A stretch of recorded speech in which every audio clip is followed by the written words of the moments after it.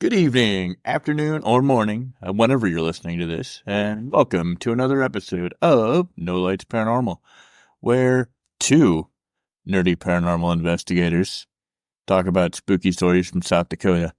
Don't worry, Joe's sick. He'll be back. Yeah, as you can tell by me starting this off, Joe's sick this week. Get better, Joe. Yeah, him's not feeling super hot. But that's okay. We got this. So, first and foremost, we're going to start off with haunted events in the month of September, the same as I always do.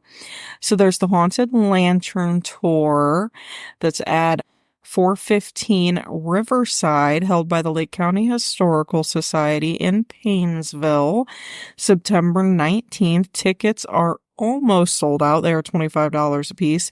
Most definitely this one's going to be fun. Don't forget about... Oh yeah, right. Sorry. For October 31st, the Bourbon and Booze, unfortunately, has been canceled. Which one is that? Bourbon and Booze, and then that's also South Main Street in the Paynesville area, so unfortunately that one's not going to happen. Lake County Historical Society is holding multiple lantern tours all through, though, so you can catch those ones instead. Let's see here. Landall's Mohican Castle has got Halloween night paranormal investigation with eerie excursions. And they have all kinds of cool stuff going on all through September and October. So definitely don't forget to get in on those ones. Mohican is super fun and great hiking trails. So if you're just like into the outdoors, wholeheartedly recommend. Saturday, October 26th. Landall's Mohican Castle is doing a Halloween murder mystery dinner. It is $95 and up for the package, but you get a room, you get dinner, and you get the murder mystery show, which should be pretty awesome. Let's see. Oh, the Tangled Vine in Brunswick is doing this thing where it starts at $49. It's almost a full class, but basically it's like a big open mouth fishbowl, and they're teaching you and giving you all of the stuff to make a graveyard terrarium. So like a really cool Halloween decoration. Neat. So that should be neat. Glowing Ghost of the Forest is going on at Danelli Designs, which is painting. There you can paint. Starts at $40. So you get, the canvas and the paints and all that. And the cool part is a lot of this paint that they're using for this particular Halloween thing is blacklight. It glows in blacklight. So I thought that was pretty cool. Let's see. You've got your typical stuff going on. Don't forget that we've got, oh gosh, so much. Mohican Castle just has so much. It's kind of ridiculous. Well, 'tis the season, so. Exactly. There's a lot going on. There is a walking tour going on in Berea, starting at $25. This one is hosted by the American Legion Post 91 out of Berea. Let's see. You've got all of the stuff that's going on over at Mansfield at the Mansfield Reformatory. The Black Cat Books and Oddities in Medina, September 14th, which is a Friday night from 6 to 8, is the first of their fun things going on. Flashlight Tours, Spirits of the Past in Medina. That's happening September 5th through the 7th. So a weekend event. Yesterday. Oh, shit. My bad.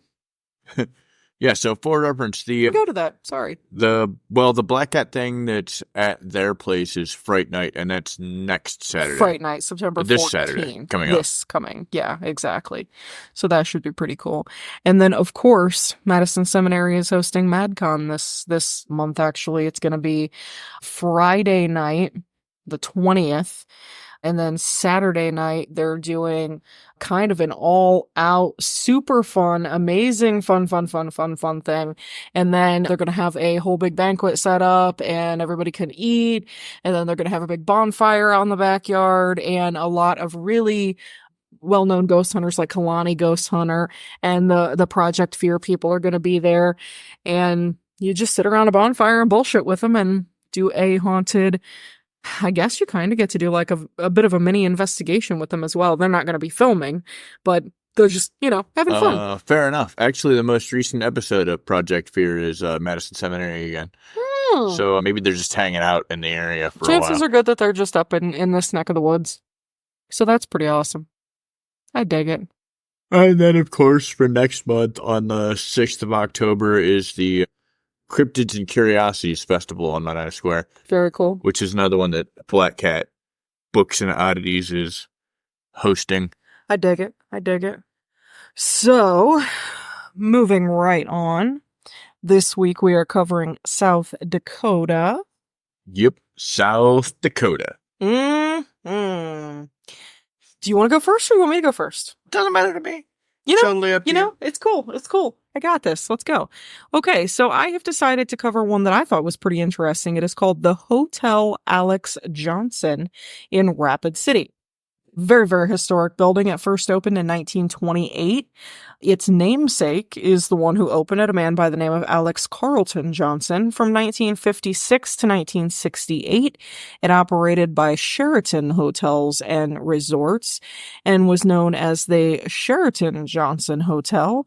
Today, it is part of the Curio Collection and owned by Hilton Hotels and Resorts and is managed by Live Hospitality. So, when the building was first built, Alex Carlton Johnson, who was the vice president of the Chicago and Northwestern Railroad, construction began on August 19th of 1927. One day, a little bit of trivia, before work began on Mount Rushmore. Originally called Hay Camp, the hotel opened July 1st, 1928 and was officially dedicated on August 11th of 28. The building was designed by Chicago architects Oldfest and Williams. They actually, if you look into it, have designed lots of really, really notable historic buildings. Okay. Let's see here. We're not going to worry too much about all the times it traded hands. It is an 8-story brick structure that combines Tudor Revival architecture with vernacular elements. It has decorative masonry and a flat roof.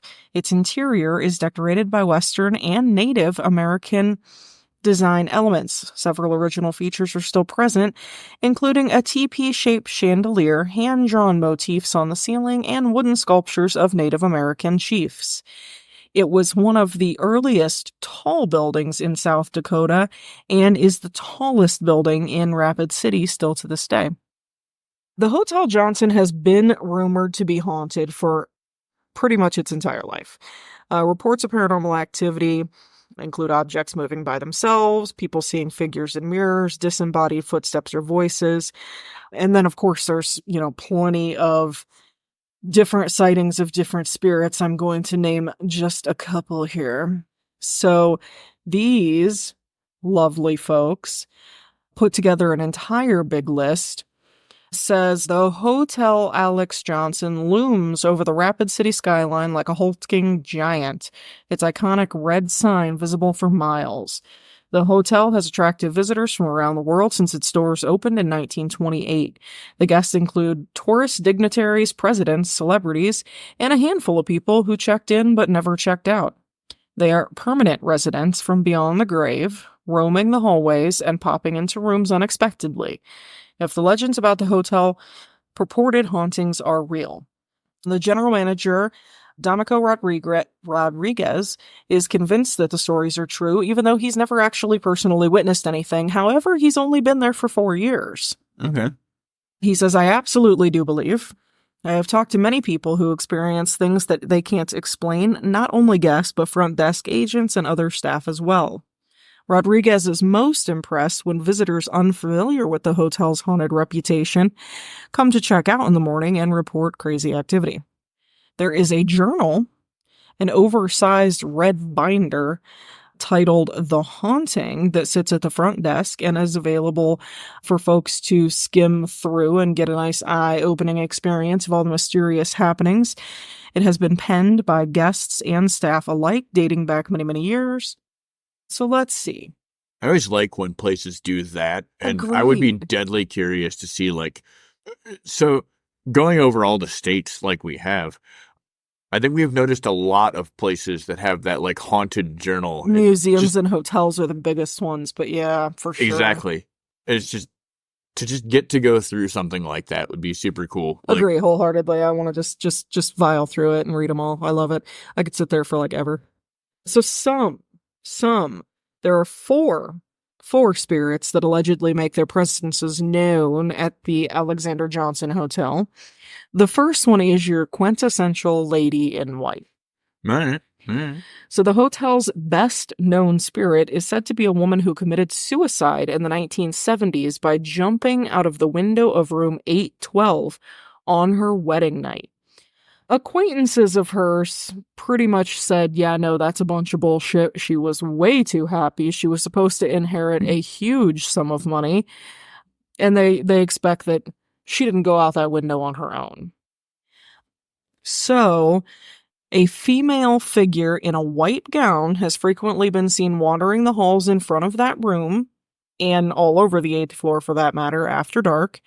Guests staying in room 812 often awaken to find the window mysteriously wide open even though they did not open it.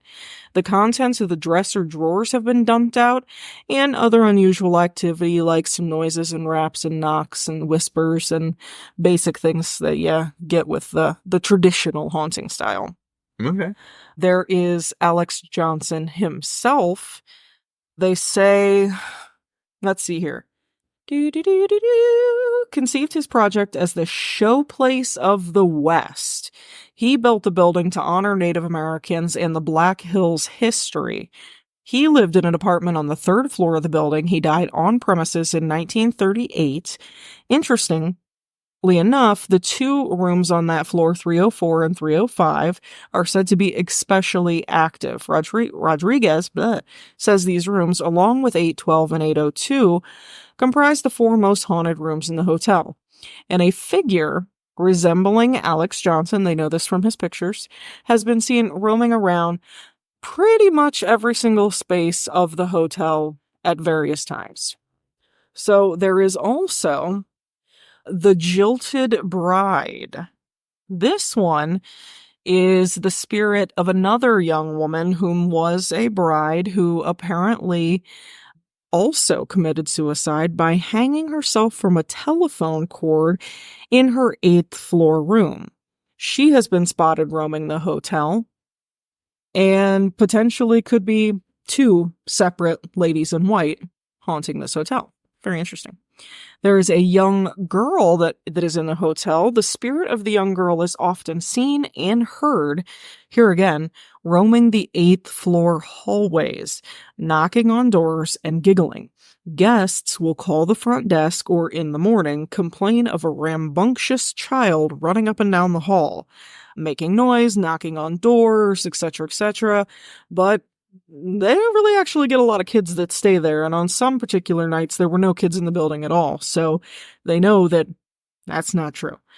So it is suspected that it might be Alex Johnson's niece who died from an unfortunately at that time incurable disease at a very young age.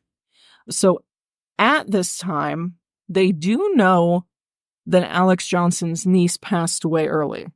Okay. They don't know for sure if she even passed in the hotel. But the stories that are 100% substantiated are, of course, Alex Johnson himself passing away in the hotel, and then the jilted bride who hung herself on the 8th floor.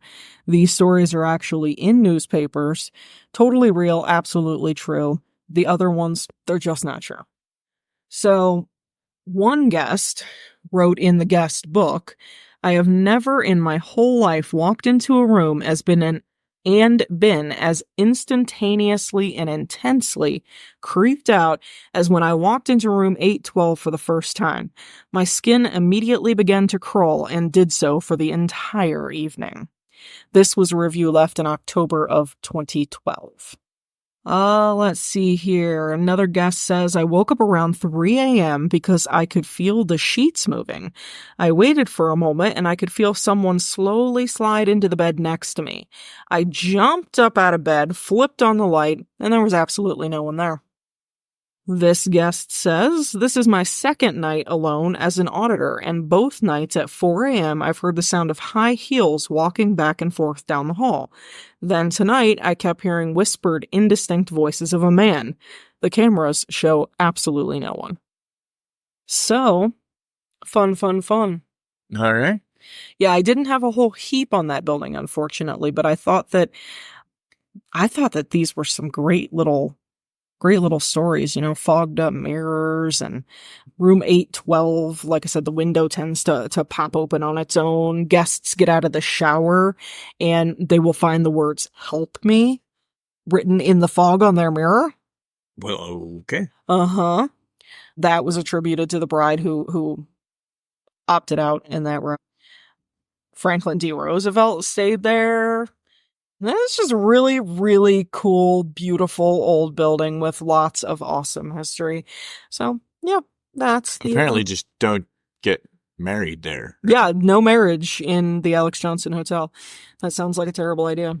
I'm used to hearing like one story from a hotel. Yeah. It's real nice about that, but... Yeah, this one has two that we know of. Brides. Yeah, that's some shit right there. Right. Yeah.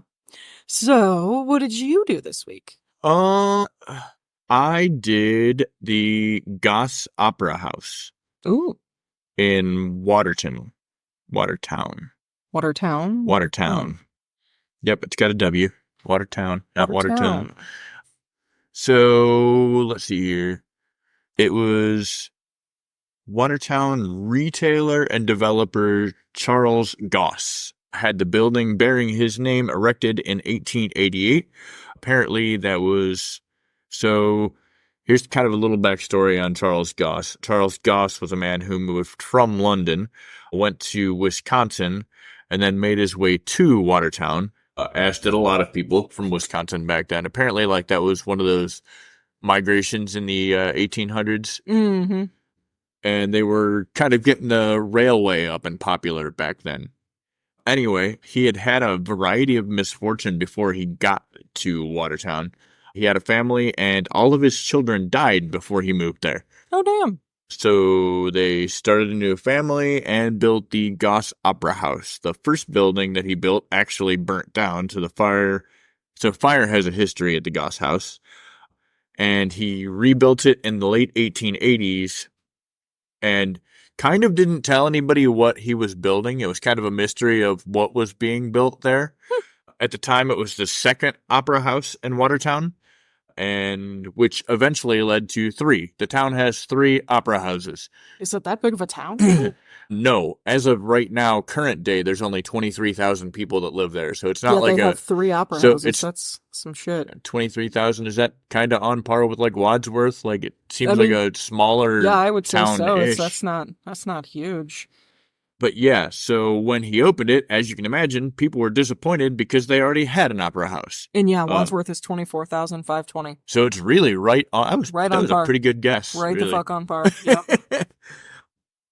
Anyway, yeah, so as you can imagine, people were pretty disappointed because the town already had an opera house, and I would imagine that in the 1880s, like, the population was probably like 2,000 or 3,000. Not 20. Not crazy. The people were hoping... They thought it was going to be more hotel rooms for the railroad, since that was kind of a booming thing that was going on at the time.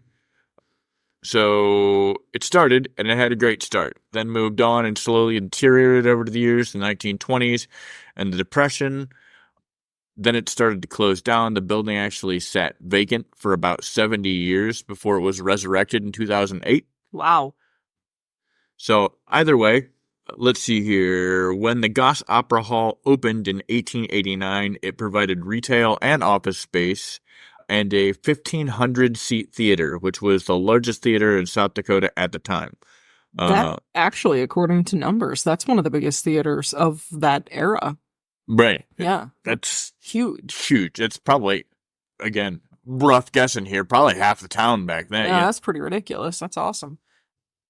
It continued to serve a useful purpose in Watertown, but in the 1930s, much of the building's luster was gone. That said, A shining point in the story is that between 2017 and 2020, thanks to the effort of a group of civic-minded individuals, the building underwent an extensive $5 million renovation. Wow. So yeah, it was kind of like one of those collective groups that were like kind of working with the Historical Society. And yeah, they dropped $5 million to fix the place. That's awesome. Apparently, the Opera Hall is once again a top-tier performance space, and the offices and other facilities in the building are again artfully up to date. But the old building has a secret, and it's not a very well-kept secret. Clearly, they're going to tell us all about it, huh? Tour guides at the Goss Opera Hall will often have told you a story, or have often told a story about the traveling performer named Annie who was burnt to death. Oh, damn. But no one ever had a date or last name of the victim, so it was hard to verify the story. After a few hours of paging through some dusty old books and bound newspapers, the Cottington County Heritage Museum in Watertown found it. The story itself is quite interesting, but there was no performer named Annie. Instead, they found a Lincoln Hotel waitress named Maud, and here is the printed version of the story.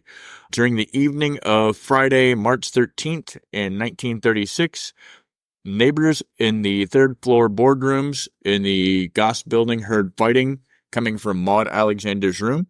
It was a common occurrence when her son Orville had been drinking.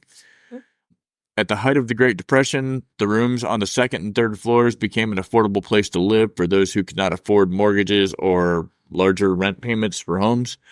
Around 11 p.m., neighbors of the 48-year-old Maud Alexander were startled to hear Maud screaming, "I'm burning, I'm burning." They looked in the hall and they found Maud running back and forth, her clothes having burned off and her skin black. Holy shit. Neighbors Frank Collier, all right. That's an interesting name. I know that guy. Yep. So that's my historic name. So great-grandma. And Nels Pearson wrapped Maud in a large blanket to put out the flames, while another neighbor, W.E. Wilson, ran to Kirwan's confectionery to call the police. During all the commotion, Maud's son Orville, 28, stood in his room down the hall. So clearly, he must have had something to do with that. The ambulance was called to transport Maud to Bartran Hospital. Upon arriving at the hospital, a nurse asked Maud how this happened to her. Her response was, "Don't ask me, I'll never tell." Maud later told a doctor that she had received the burns while she was lighting an oil stove. Liar. Maud passed away Saturday morning as a result of the burns sustained on 2/3 to 3/4 of her body. Good Lord. Orville was taken into custody and held there without charges on Friday night. The room was closed off and inspected by a coroner who found an unlit oil stove and a full can of kerosene next to it. State's Attorney Ellsworth Evans was out of town at the time of the incident. He stated that he wished to question the son in regard to the tragedy before deciding on what further action would be taken. Agents of the South Dakota State Department of Justice assisted with the investigation.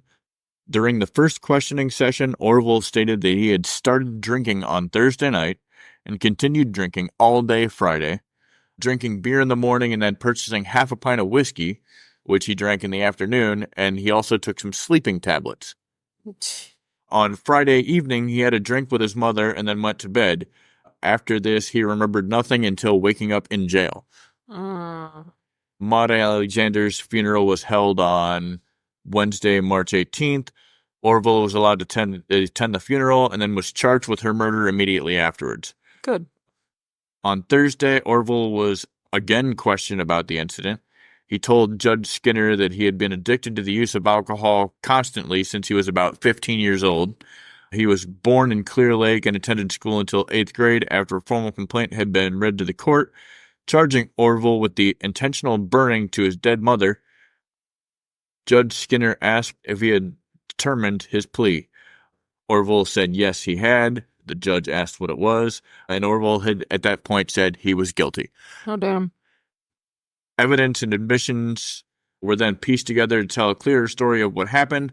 Alexander had been drinking all throughout the day Friday, March 13th, the state's attorney told the court.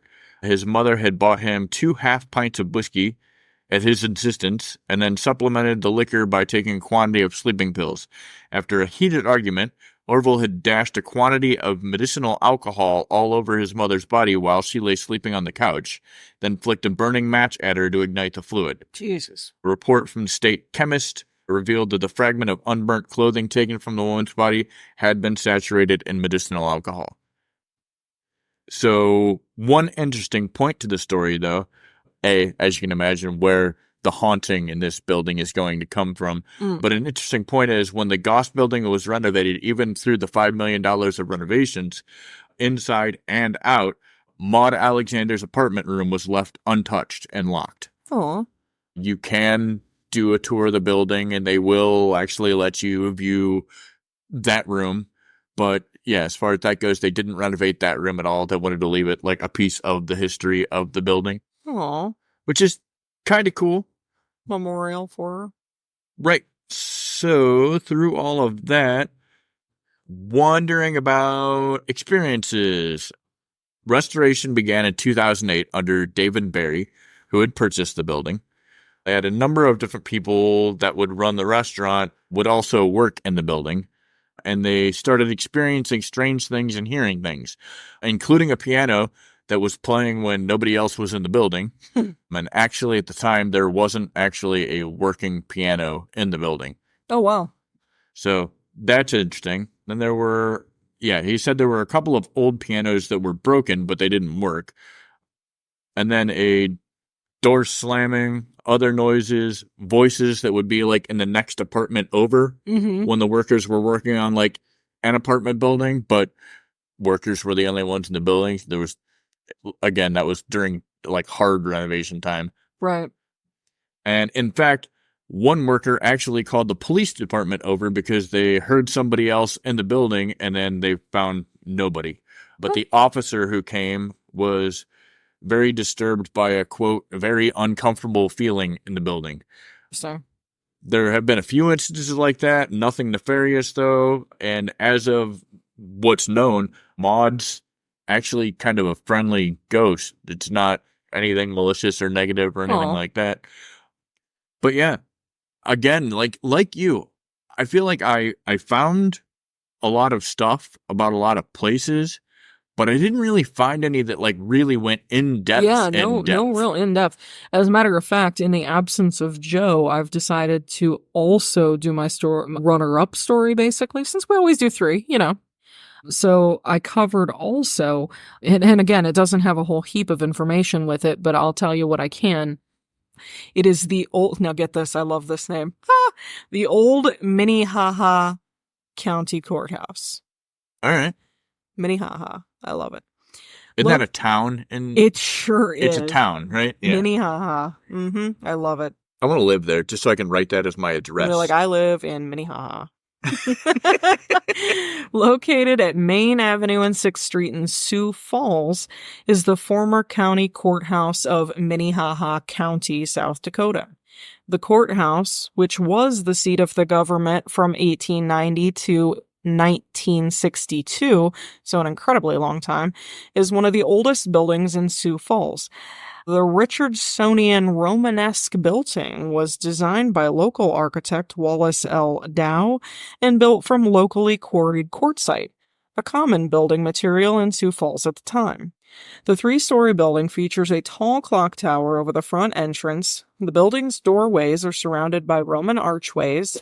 The second and third-story windows are also arched, while the first-story windows are rectangular. The attic windows have decorative dormers aligned with the front walls. The courthouse was added to the National Registry of Historic Places on May 10th of 1973. The building is now operated as the Old Courthouse Museum by the Siouxland Heritage Museums Alliance.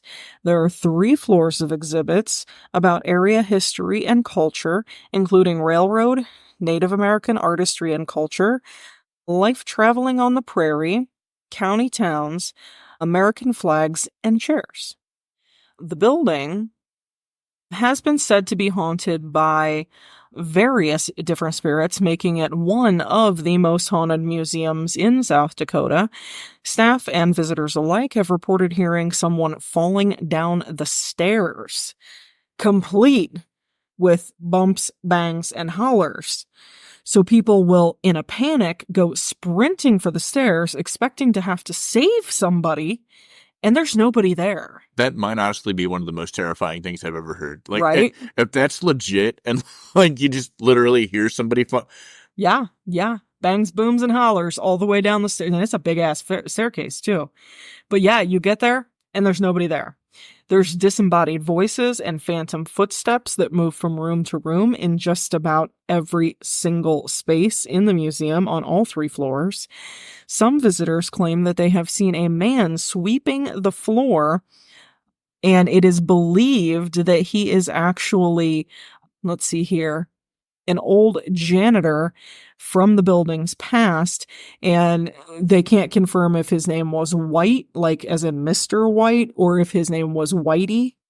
But either way, yes, janitor. Wears coveralls, the whole 9 yards. Let's see here. South Dakota obviously has a very, very rich history, full of places that are supposedly haunted. This place is in Deadwood, where almost every building has a tale to tell, and the Bullock Hotel is still haunted by its founder. Sioux Falls, South Dakota's largest city, is yet another destination full of haunted places, and Old Minnehaha Courthouse is one of the most haunted. Says, in fact, it's easily one of the most haunted places in Sioux Falls, if not the entire state. It honestly is an absolutely beautiful, majestic old building. The clock tower is gorgeous. It is exactly what you would see from, Romanesque revival style building in an old town. It's absolutely beautiful. Let's see here. There's a whole lot of speculation as to the idea that, obviously they've got that janitor who they say haunts the place. They have no idea who it is who may have fallen down the stairs that causes that crazy debacle. History has apparently lost those records. I don't know. But, a courthouse is obviously a very, very stressful place. Right. If you're there, you're either working and you're, task, or something bad is happening and you're on trial for something. You've got judges dealing with literal life and death decisions. All of these crazy, dangerous people on trial for committing, atrocious acts. Lots and lots and lots of emotion in a courthouse, which is probably why people hang out there after death. Strange voices. Up on the balcony, there's been people sitting in the chairs. Blasts of cold air, whispers, especially in the old courtroom, as if, people are talking about something during a trial or something, and it's like, shh, hush, hush. The custodian that's seen is an elderly man. Again, they believe that his name may have been Mr. White or Whitey something. So just White or Whitey is kind of what he's called. And apparently he is so incredibly full on, super crystal clear, full body apparition that people have absolutely no idea that he's not living until they start to head in his direction and he just disappears. Okay. Let's see if it says anything else about the stairs.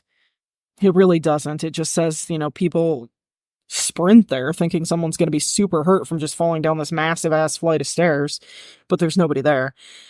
There are water fountains that seem to kind of operate on their own. Sometimes they'll turn on when nobody's near them. Sometimes somebody will be trying to get a drink and it'll come on, but then it'll shut off. And then all of a sudden it'll shoot way up and splash people in the face and shit. And they honestly think that it's just a ghost being sort of a prankster.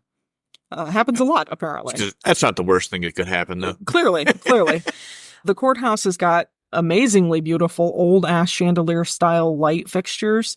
Mischievous spirits play with those as well, rattling them around. Lights flickering on and off are super common. A lot of the displays that are in the building have, the staff will come back in first thing in the morning and the display is rearranged from where they originally put it. So somebody clearly didn't want it where they had it. They really do believe that the vast majority of the hauntings in the place are sort of prank style. They're not really scary or malicious. The clock tower, super stunning. Honest to God, super stunning clock tower. It's 165 feet tall. Super iconic part of the town. If you are passing by, some people have seen a man sort of standing in the open air arches of the clock tower as if he's just sort of looking out over the city. And others have seen a woman standing up there wearing a long dress, waving her arms and silently crying for help. The bathrooms have some issues going on. You can hear a woman crying in the ladies' room, and in both the men and the women's rooms, toilets flush all by themselves. Okay. So yeah, I don't know. Sounds haunted to me. You can visit actually 7 days a week. It is open 7 days a week, and it is free. So if you want to go in and just take a look around, you are super, super welcome to do that. Okay. Okay. Sounds good. Yeah, that being said, looking over it, South Dakota was one of those states. It just kind of gave me what I expected. And there were a lot more buildings that could be done. Don't get me wrong. Agreed. And a lot of them are beautiful. Architecturally, it's a beautiful place. Beautiful, absolutely. Very old style. I love the Romanesque features.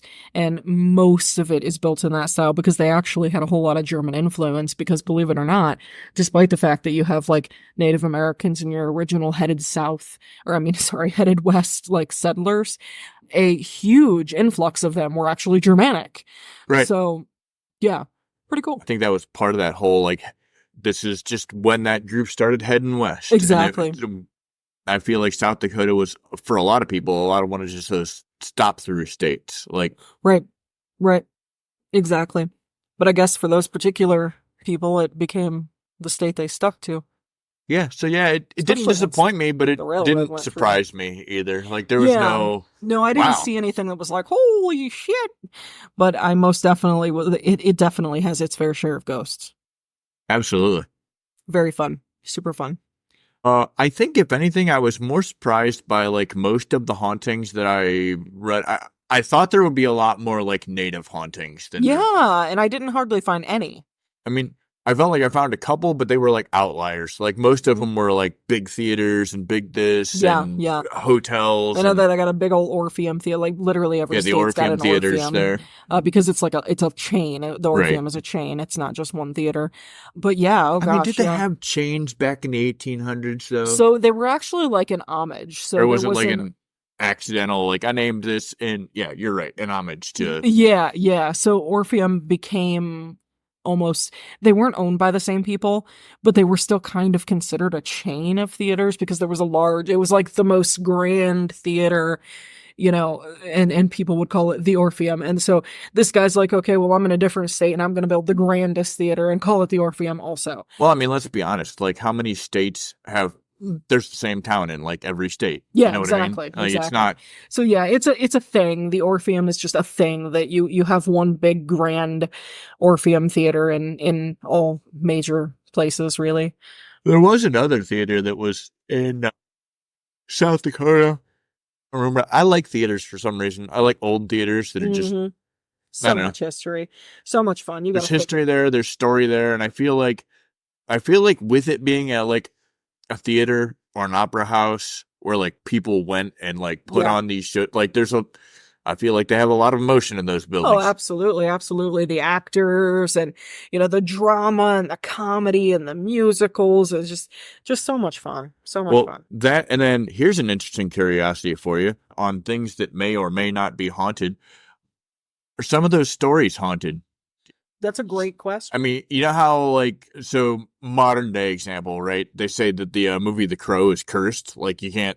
Well, there's some speculation. I mean, but to be fair, if that type of thing was a reality, then that can't be the first story that was ever cursed, right? No, for sure not. I mean, to this day, Hamlet in many, many circles is referred to as the play that will not be named.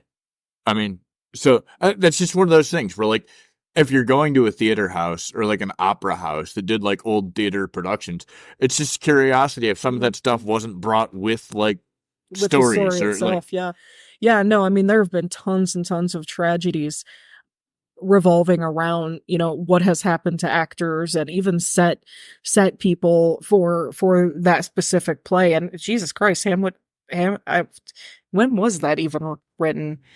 A long time ago. Well, in a clearly. galaxy far, far away. Actually, it was like Europe, but Hamlet was first. They're not exactly sure, but it's thought that William Shakespeare wrote it between 1599 and 1601. It was first published in 1603, and then a fuller version of it was published right in between 1604 and 1605. The first folio version of it was published in the second quarter of 1623. So yeah. And yeah, so Hamlet, or the play known as Hamlet, is things like, they refer to it in all kinds of crazy ass ways because apparently it's cursed. Yeah.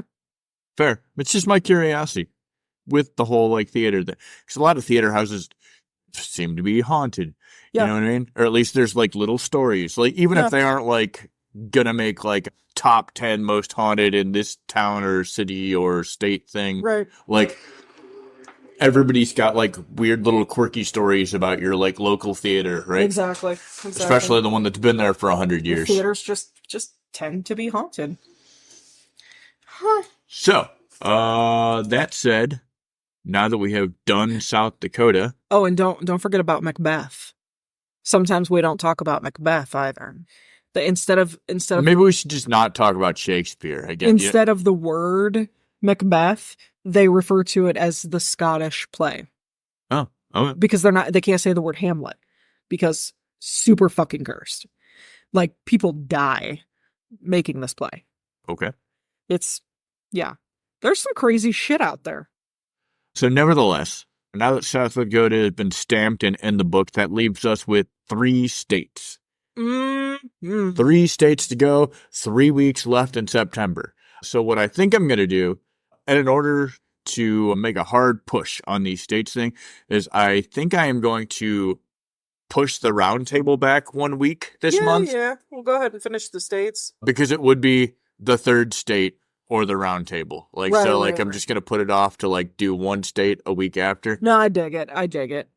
Yeah, let's do the states, and then we'll have a roundtable about all 50 states in general, plus whatever it is we come up with. So, yeah, the roundtable will be the 1st week in October. Sounds good to me. And then, I don't know if we really know what we're doing after that. I don't know what, I mean, we're definitely going to do some sort of a Halloween edition. I'm not exactly positive what our story is going to be about this year. But, just like last year, we're going to do something pretty spectacular. I think doing some countries would be cool, especially like the ones that we have listeners in that stalk us and don't tell us who they are. Well, if they would fucking message us and let us know exactly where they are in their country, we could cover stuff in their towns. And I only say that because like it kind of keeps like a focus or direction. It narrows shit down for me and it makes it easier for me to find something other than just like random whatever.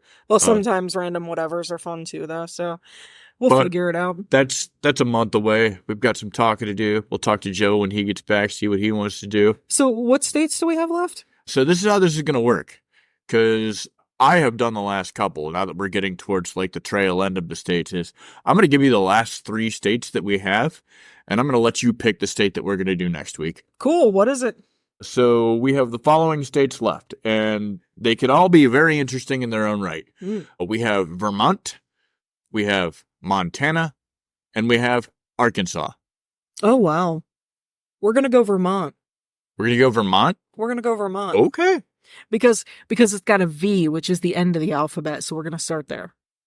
Oh, so you're doing like the reverse alphabetical. Reverse alphabetical. Got you. Yep. Okay. Mm-hmm. So, yeah, next week, Vermont it is. I love it. So, super, super important. We have, in fact, gotten up the stuff on our YouTube channel. Some of it, anyway. It's certainly not all there, for the love of God. There's so much. It's ridiculous. It's in the process of being put up, really. Oh, gosh, there's so much. And they actually put sort of a limit on it, too. You're only allowed to upload so many videos a day. So, I get kind of stuck. So, you can't just static dump it all in one day. Right. And you wouldn't want that anyway, honestly. There's so many. No, nobody wants that. We will be careful to segregate them into playlists, too, so that you can see, like, I definitely Madison Seminary, Yeah, versus this definitely have building. already started playlisting. So yeah, no worries there. I did notice that we have like 2 subscribers. I love them both dearly. I mean, to be fair, we really kind of just started putting stuff on there, so like I can't. Yeah, I'm not upset about that. But this is raw, unedited footage straight from our investigations. So I'm going to have up all the stuff from Madison. I'm going to have up all the stuff from, oh God, what's wrong with my brain? Waverly Hills. So sorry. I was like, I don't even know what you're trying to think of right now. Right? You can't remember it. In the spring, we plan on heading down to Fairfield County Infirmary. We're looking to do... I want to do the one over in PA, which I am having trouble remembering the name at the moment. My God, what is the name of that? I don't know. There's something wrong with me today. I can't remember names. It's all bad. But anyway, there's a lot of ones that we're fixing to do. The only ones that you're not going to see us posting is private home investigations because, you know, people who are having issues in their homes with things that are going on. That's not for me to fly on the internet. Hillview Manor. There you go, Hillview Manor, my bad. Yeah, so, and we do actually do our fair share of private home investigations. We just got through with one. We're fixing to do another one. We've got one more on standby. We did several over the last several years. So it's just, but those ones I don't put those online because that is just a super invasion of privacy for privacy peeps. Yeah. Yep. I'm not going to do that. It's not my business to invite the world into their home. But with all that said, if you do have something that you want to share, please send it to me, nolightsparanormal@gmail.com. You can send it to No Lights Paranormal on Facebook, No Lights Para on X. We have No Lights Paranormal now on YouTube.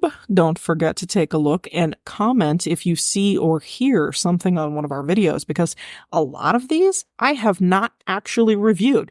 And I did that on purpose so that you guys can review them because it's just fun. It's just fun.